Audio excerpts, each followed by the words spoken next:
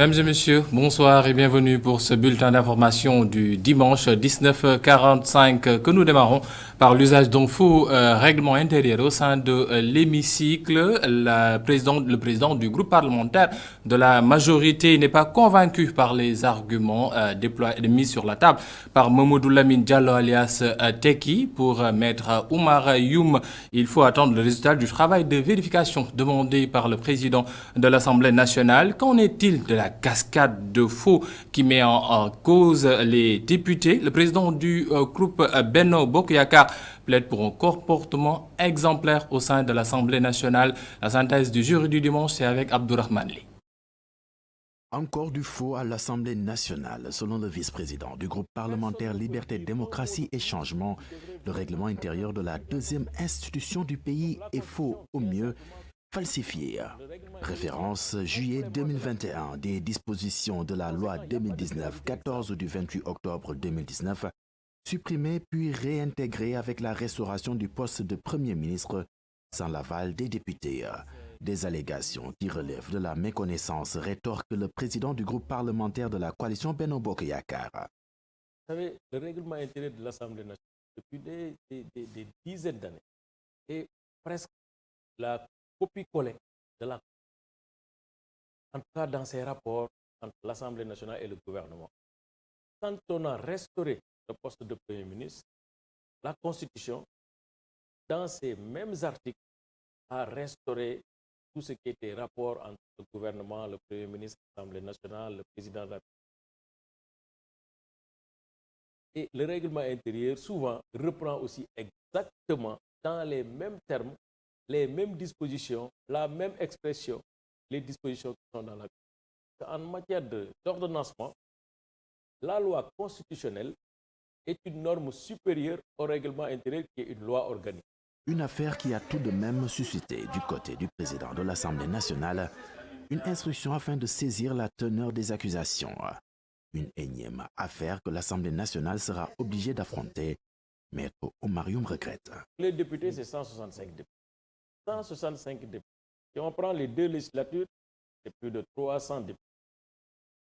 Si pour une année, 2 ou 3 personnes, il y a eu quand même des incidents regrettables, condamnables. Quand on y ajoute ces incidents, condamnables. Oui, absolument. On doit dire, écoutez, attention, il y a quand même un sursaut à faire. Et de là à juger l'institution de manière générale et les députés de manière générale, c'est quand même aller trop loin.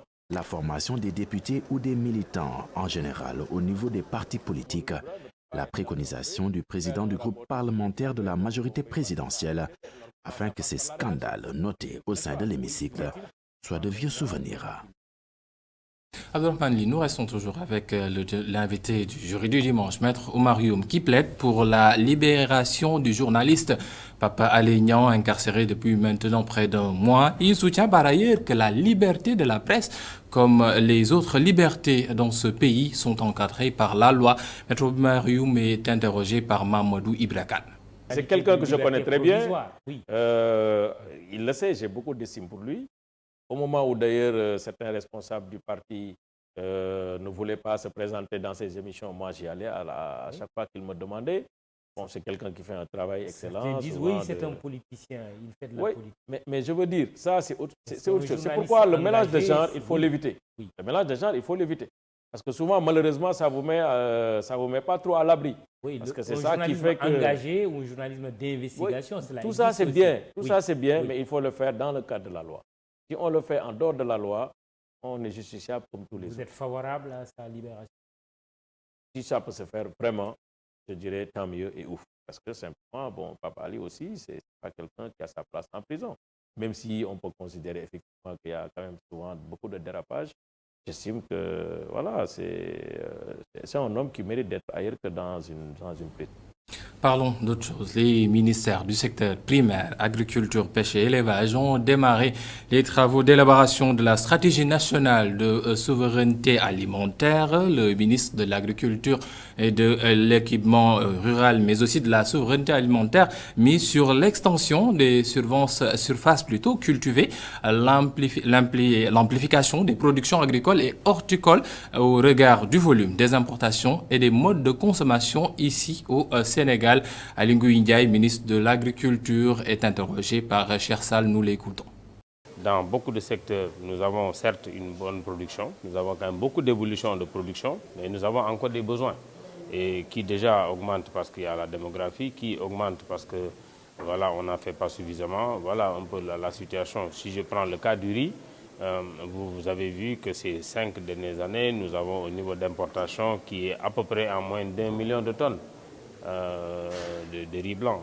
Ça veut dire tout simplement que nous avons encore besoin de faire des efforts si nous voulons être autosuffisants en riz, voire même exporter le riz. Ça, c'est déjà un cas que je prends. Si vous prenez le maïs, c'est la même chose. Nous avons à peu près, si nous regardons chaque année, environ 400 000 tonnes qui sont importées.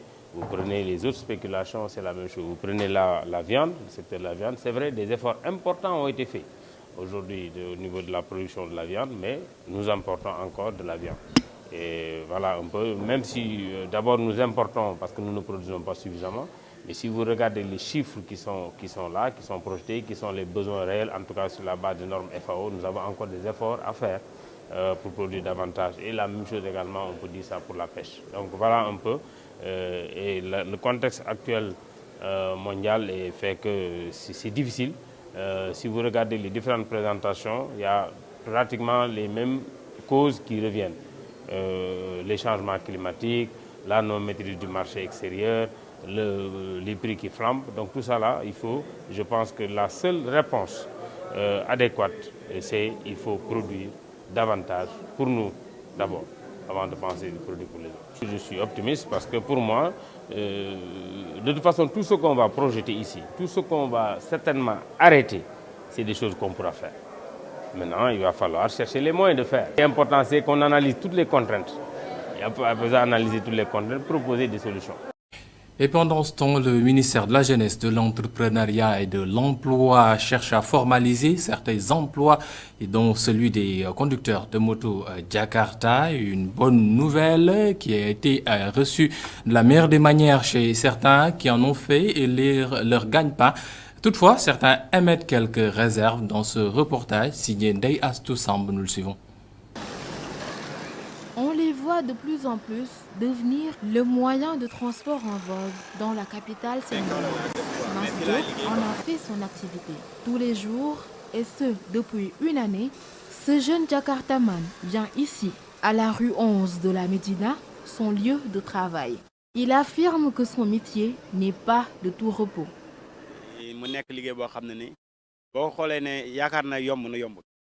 Ce travail est plus compliqué qu'il en a l'air. Parfois, nous nous faisons arrêter par la police et nous devons débourser une somme de 2 000 à 3 000 francs CFA.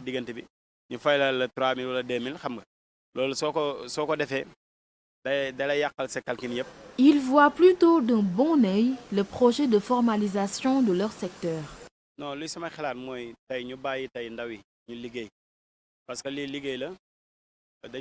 C'est normal. L'État doit laisser les jeunes travailler. Au Sénégal, les jeunes veulent travailler, mais ils n'ont pas de soutien. C'est avec ce travail que j'entretiens ma famille. Les autorités doivent nous aider.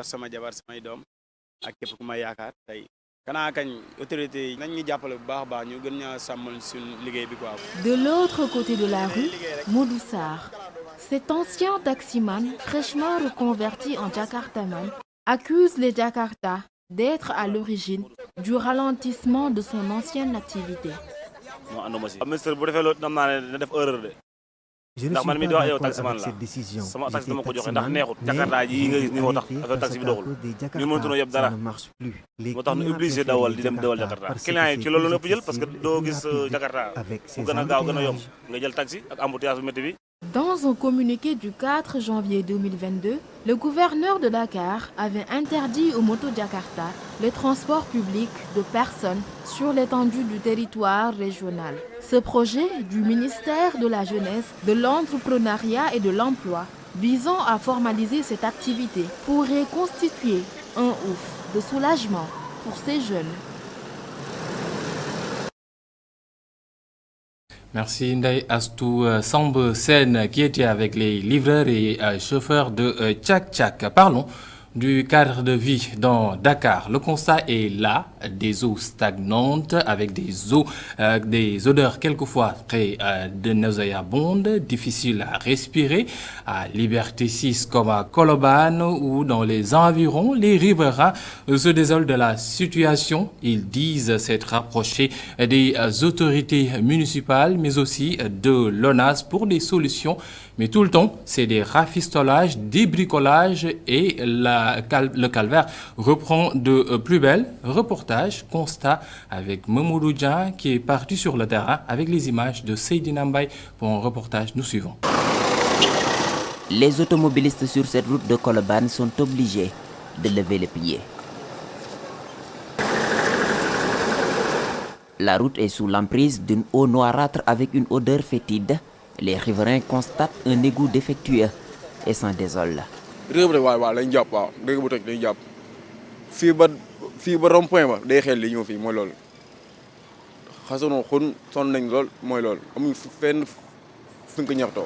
Ces habitants de Colobane observent cette scène depuis une semaine. Conséquence, véhicules et motos contournent la route en passant devant leurs magasins et perturbent leurs activités.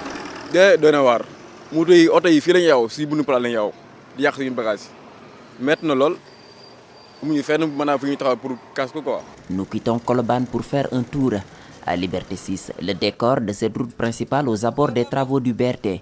En dit long, écoulement des eaux, des gravats, un chemin impraticable depuis quelques mois. Nous avons un problème d'écoulement d'eau depuis plus de 4 mois ou 5 mois, voire 3 ans, 4 ans, parce qu'il y a un immeuble qui s'était effondré au niveau de la fin de Sacré-Cœur. Et cette eau-là émerge et vient jusque devant nos maisons depuis des mois. Cette eau-là, c'est des eaux usées. Les enfants respirent cette odeur-là. Les personnes âgées respirent. C'est très compliqué. Actuellement, c'est la plus mauvaise route de Dakar. Cet habitant confie qu'ils se sont rapprochés des autorités municipales et de l'ONAS, mais les solutions se limitent à du bricolage, selon lui. On a appelé l'ONAS, on a appelé tous les services compétents, mais ils viennent, apparemment, ils négligent le problème, ils viennent pour juste aspirer l'eau ou faire un petit travail et puis partir. Dès qu'ils partent, le lendemain ou 2 jours après, le problème revient. Et il est impardonnable qu'on ait des autorités qui ne viennent même pas discuter avec les riverains. Ça, c'est extraordinaire. Le constat est fait dans plusieurs rues de la capitale. De l'eau stagnante, parfois avec une odeur nauséabonde, décore certaines artères. Une situation occasionnée pour la plupart par un trop-plein des égouts. Merci beaucoup Mamoudou Dia pour ce reportage en espérant que l'État puisse apporter des solutions à ces maux de la population. Et pendant ce temps, l'Association des réseaux câbleurs du Sénégal prend bonne note de la mise en demeure du CNRA. Ces réseaux câbleurs comptent supprimer la chaîne Bein Sport de ces réseaux de distribution pour ne pas violer la loi. Néanmoins, les câbleurs du Sénégal sollicitent toutefois l'appui de l'État du Sénégal et du chef de l'État, mais aussi de leur ministre de tutelle. Je vous propose d'écouter à ce propos Tidjane Ly, ils portent leur parole. Mise en demeure qui nous a été adressée par l'autorité de régulation nous mettait donc en garde sur la diffusion de chaînes qui n'ont pas des droits de redistribution du mondial en Afrique subsaharienne. Donc ils ont été au courant que nos activités du câble, dans nos activités, il y avait donc certaines chaînes qui étaient donc dans le signal, qui ne devaient pas y être. Et donc, ils nous ont signifié ça. Dans cette séance qu'on vient de terminer, on a pris la résolution de répondre favorablement à la mise en demeure qui nous a été adressée. Donc, à savoir retirer ces chaînes-là de nos bouquets. C'est un document officiel qui est partout avec des ampliations. L'autorité même précise qu'il y a un processus qui est en cours. Et l'autorité parvient même à nous dire, dans toujours ce communiqué, cette mise en demeure, de nous confirmer. Sinon, on peut être retiré de ce processus-là. Donc, il y a un processus de régularisation du câble en cours au niveau du Sénégal. C'est un secteur vraiment florissant et très large. Voilà, ça peut employer des milliers de jeunes Sénégalais qui vont vraiment se consacrer à ce métier noble de distribution de chaînes. Et c'est des chiffres qu'eux, ils avaient prononcés. Ce n'était pas nous-mêmes. Ils nous estimaient à 2017 à plus de 12 000 Sénégalais qui sont dans ce secteur. En 2017, je précise bien. Et puis nous parlons de la Coupe du Monde. Le mondial, c'est pas seulement sur le terrain avec les 22 acteurs, mais c'est aussi un moment de découverte. Nous, nos reporters et envoyés spéciaux se sont rendus au Souk Waqif, le marché le plus ancien de Doha et l'endroit qui accueille le plus de monde en cette période de Coupe du Monde. Certains viennent acheter des articles, d'autres pour prendre des photos et immortaliser le moment. Nos envoyés spéciaux sont aussi partis au niveau du marché Souk Waqif et ont visité le centre de l'art à Doha. Reportage Serigne Saliou Dème, Saïkou Seydi. Kourniati Lesman est singapourienne. Elle est au Qatar pour la Coupe du Monde. Cette passionnée de football est impressionnée par la beauté des tableaux sur ce site. C'est magnifique cet endroit. Le marché est également très magnifique. Tout le monde vient ici pour des visites ou pour prendre des photos. Et l'atmosphère ici est incroyable. Je suis en train de regarder les tableaux et tout. Je prévois d'en acheter pour en ramener au Brésil. Louis Verras, lui, est surtout impressionné par l'atmosphère sur place. Pour son retour au Brésil, ce supporter de la Seleção prévoit d'en acheter pour des souvenirs de son séjour à Doha.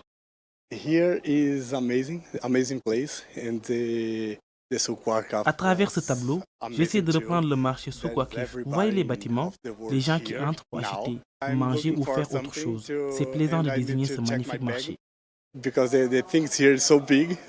Ce tableau coûte 5 000 rials, près de 900 000 francs CFA.